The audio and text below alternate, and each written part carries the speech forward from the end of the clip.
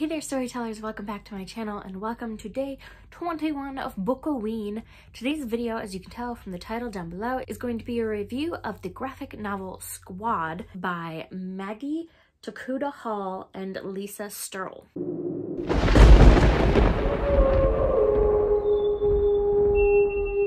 So without any further ado, let's get into it. So first off, Squad follows our main character, Becca, as she just starts at a new sort of fancier high school than the one she originally was attending, which was a private school.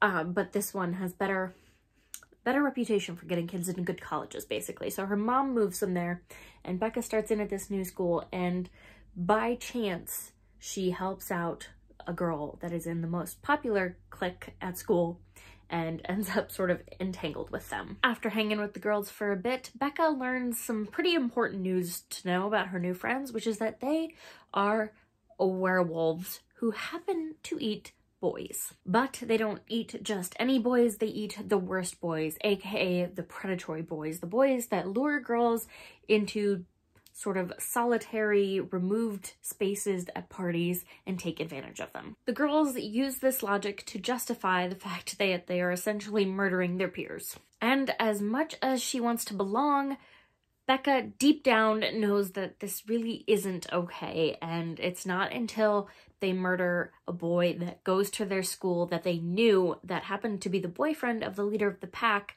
that things really sort of spiral for them. I ended up giving Squad a 5 out of 5. It kind of took me by surprise in some ways and not at all in others. Plot-wise, it pretty much went where I expected it to go. It's about the fact that she becomes part of this clique and then they kill sort of the wrong boy, even if he deserves it according to their sort of code. But because he's so popular and so well-known and part of their school, it starts to get connected to them and things start to go really chaotic. This is all indicated in the synopsis, so it was pretty expected in terms of the way the plot went, but what I really appreciated was that it was pretty complex in terms of storytelling. I don't often see too much in graphic novels, maybe 1 or 2 flashbacks, but this one starts sort of at the end, progresses through, and sort of circles back on itself, all while continuing to have flashbacks from the sort of flashback inception, if you will. In terms of the setting, I believe it's set somewhere in California, and I appreciated that it was sort of a small but affluent town, meaning that they couldn't really be their full wolfy selves in town without arousing suspicion, so they go to sort of neighboring towns where they're less likely to be found and sort of pick off boys that maybe are less likely to have sort of attention from the surrounding areas be brought upon them. Unlike in the case of the boy they end up murdering from their own school, who brings a lot of attention from sort of surrounding towns and all that kind of stuff, sort of media attention, if you will, because he's affluent and a star athlete, so he's sort of well known in the wider communities as well as being an athlete that has competed against other schools. At one point in the story, you get some information about how some of these girls became werewolves. They are not sort of the originator of the pack. There is an alpha to the one that Becca joins, and that alpha was made by another previous alpha who has since graduated and is going to college. But I appreciated that we did get to meet that other alpha and see her interact and sort of see what she was like as a character, because she's alluded to when we get the history of the other girls, Ariana, Amanda, and I forget the other girl's name. The other one. Marley. The other girl's name is Marley. That Becca joins.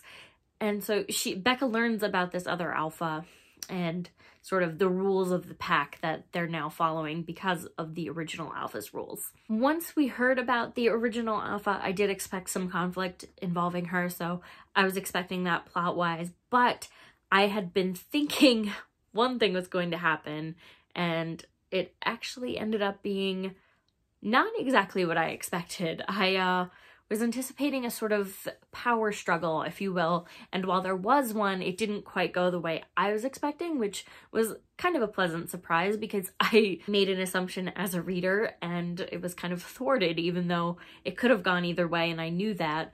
I kind of just wanted to see the power struggle go the way I wanted, I think.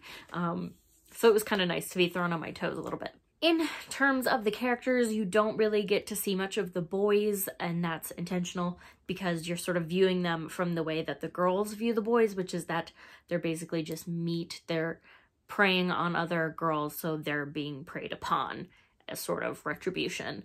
And you kind of get that black and white, either they're good or bad kind of vibe, because you're seeing it through Becca's point of view, which is how she's being coached to view them. And there's sort of allusions to the fact that there's flaws in this system and that they're sort of they're flexing rules that really are kind of flexible to begin with. If you think about it, nobody's really black or white, so while they catch many of these boys in a predatory moment, you know, does that mean they have the right to be eaten? Who's to say? In terms of character development, I like Becca's, and the girl whose name I can't remember, I like hers as well. In terms of the other two, Amanda, I don't really love her character development, but it wasn't a surprise. I expected her to sort of do what she did by the end of the story. And Ariana, who is the acting alpha of this pack, I didn't feel I knew very well at all. But you do sort of get the sense that there's going to be a power struggle from hers and Amanda's personality. So in that respect, I think their characters were done really well. But in terms of journey, I think Becca's, because it is focused, like I said, from her point of view, is the best one. I like that because they're in a close-knit but affluent community. It puts a scope on them, even though most people wouldn't necessarily assume of children that they murdered, you know, they wouldn't assume a girlfriend murdered her boyfriend, or you might if she acted weird. And that's kind of that's what I'm getting at with this sort of tight scope on them, is that the adults are kind of imperceiving and the students are the ones that are seeing the sort of cracks in the veneer of the werewolf pack's, you know, popularity. In terms of the art style, I really appreciate it. It is really bold illustration, and there's a lot of sort of juxtaposition of like these, if I can find it, pages where there's like darker reds and blacks and grays, but within them there's these really brightly colored panels. It just really illustrates the duality of the girl's personality between being a wolf and a human very well. And I really, something about the illustration style and the colors, like the neon kind of colors against the black background, really gives me like hardcore 90s vibes. And I really feel that the way the story was told and the way the characters are and the way it all kind of plays out, it really reminded me of like Buffy and I'm trying to think, Charmed, and all the sort of 90s campy sort of horror movies where they're like scary but funny at the same time. It just gave me very campy horror vibes, and I really appreciated it. And there's also a bit of a queer element to this story as well, which is great, as well as the feminist element of these girls sort of taking feminism to an extreme. And while it is a contained, isolated look at this one sort of stretch of Becca's life, it ends up being a really simple and complex story all at once. Like I said, it has that sort of duality charm that I always found in Buffy, which is why I'm such a big fan of the show, is that it's remarkably simple in the way it handles complex issues, and it makes it really approachable for you to read and think about, but the campiness adds a fun factor to the sort of grim reality that these characters are living. It is a really fantastic read. I finished it in a day. I think I read most of it this morning and then the rest of it on a break at work. So it really is a very quick read, and I think it's great for all the reasons that I've listed.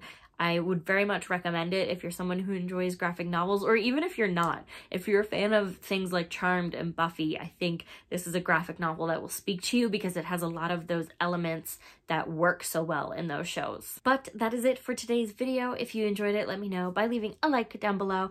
And if you've read Squad already as well and you have thoughts you want to share with me or anyone else, leave them down in the comments. And if you haven't, are you interested? Let me know. But for now, I'm going to get going. If you want to keep up with me and all of my bookish adventures, you can go ahead and click the subscribe button. And of course, I highly recommend that you ring the little bell so that you don't miss a beat, because it will notify you every time I post a new video, which in the month of October is going to be every single day. So I will see you guys tomorrow with a new one.